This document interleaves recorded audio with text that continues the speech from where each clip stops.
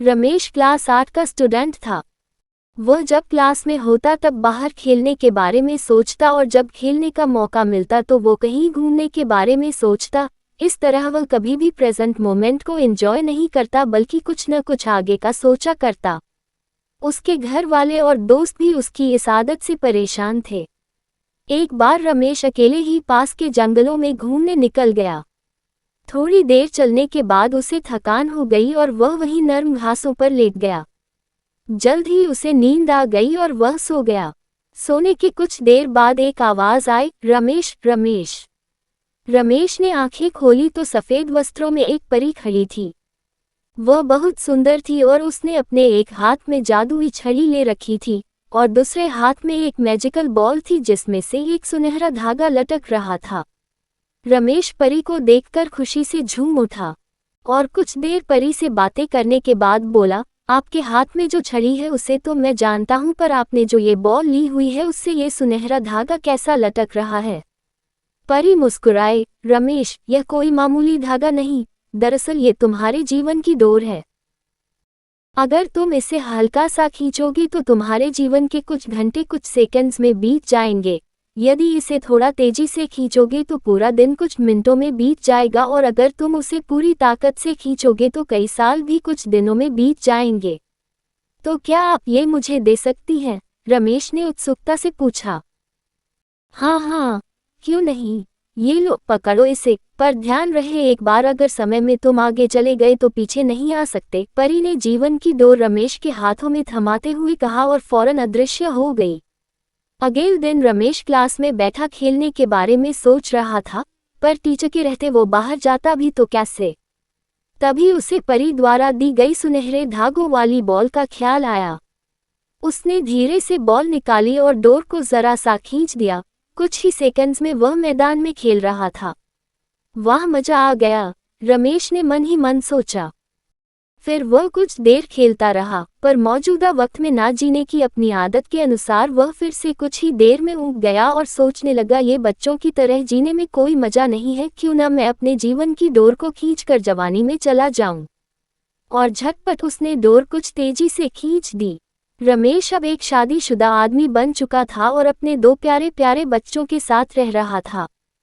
उसकी प्यारी माँ जो उसे जान से भी ज्यादा चाहती थी, अब बूढ़ी हो चुकी थी और पिता जो उसे अपने कंधों पर बैठाकर घूमा करते थे वृद्ध और बीमार हो चले थे। इस परिवर्तन से रमेश अपने माता पिता के लिए थोड़ा दुखी जरूर था, पर अपना परिवार और बच्चे हो जाने के कारण उसे बहुत अच्छा महसूस हो रहा था। 1-2 महीनों सब ठीक ठाक चला, पर रमेश ने कभी अपने वर्तमान को आनंद के साथ जीना सीखा ही नहीं था। कुछ दिन बाद वह सोचने लगा, मेरे ऊपर परिवार की कितनी जिम्मेदारी आ गई है, बच्चों को संभालना इतना आसान भी नहीं, ऊपर से ऑफिस की टेंशन अलग है, माता पिता का स्वास्थ्य भी ठीक नहीं रहता, इससे अच्छा तो मैं रिटायर हो जाता और आराम की जिंदगी जीता। और यही सोचते सोचते उसने जीवन की डोर को पूरी ताकत से खींच दिया। कुछ ही दिनों में वह एक 80 साल का वृद्ध हो गया। अब सब कुछ बदला चुका था। उसके सारे बाल सफेद हो चुके थे, झुर्रियां लटक रही थी। उसके माता पिता कब के उसे छोड़कर जा चुके थे, यहाँ तक कि उसकी प्यारी पत्नी भी किसी बीमारी के कारण मर चुकी थी। वह घर में बिल्कुल अकेला था, बस कभी कभी दूसरे शहरों में बसे उसके बच्चे उससे बात कर लेते। लाइफ में पहली बार रमेश को एहसास हो रहा था कि उसने कभी अपनी जिंदगी को एंजॉय नहीं किया। उसने न स्कूल डेज में मस्ती की, न कभी कॉलेज का मुंह देखा। वह न कभी अपनी पत्नी के साथ कहीं घूमने गया और न ही अपने माता पिता के साथ अच्छे पल बिताए। यहाँ तक कि वो अपने प्यारे बच्चों का बचपन भी ठीक से नहीं देख पाया। आज रमेश बेहद दुखी था। अपना बीता हुआ कल देखकर वह समझ पा रहा था कि अपनी बेचैनी और व्याकुलता में उसने जीवन की कितनी सारी छोटी छोटी खुशियां यूं ही गंवा दी। आज उसे वो दिन याद आ रहा था जब परी ने उसे वो मैजिकल बॉल दी थी। एक बार फिर वह उठा और उसी जंगल में जाने लगा और बचपन में वह जिस जगह परी से मिला था वहीं मायूस बैठ अपने आंसू बहाने लगा।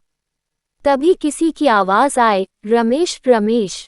रमेश ने पलटकर देखा तो एक बार फिर वही परी उसके सामने खड़ी थी। परी ने पूछा, क्या तुमने मेरा स्पेशल गिफ्ट एंजॉय किया? पहले तो वो मुझे अच्छा लगा, पर अब मुझे उस गिफ्ट से नफरत है। रमेश क्रोध में बोला, मेरी आंखों के सामने मेरा पूरा जीवन बीत गया और मुझे इसका आनंद लेने का मौका तक नहीं मिला।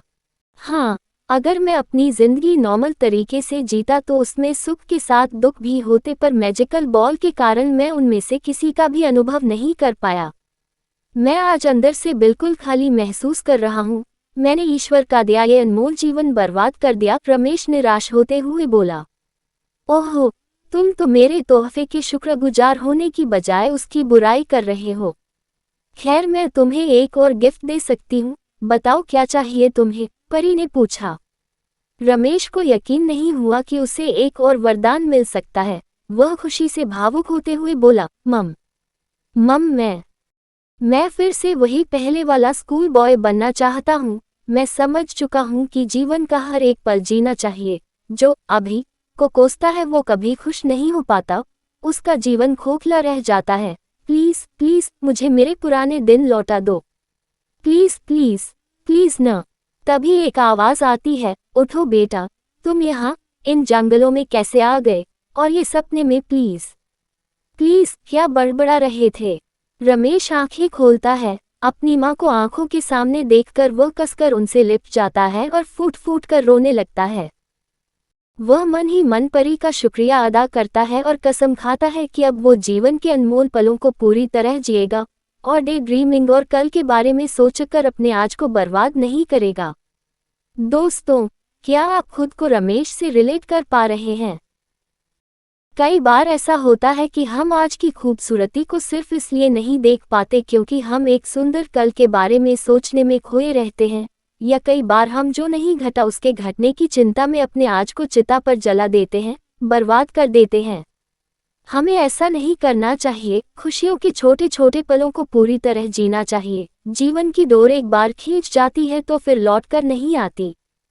किसी ने सच ही कहा है, बीता हुआ कल कभी नहीं आएगा और आने वाला कल शायद कभी ना आए, इसलिए आज ही अपनी जिंदगी जी लो, आज ही खुशियां मना लो।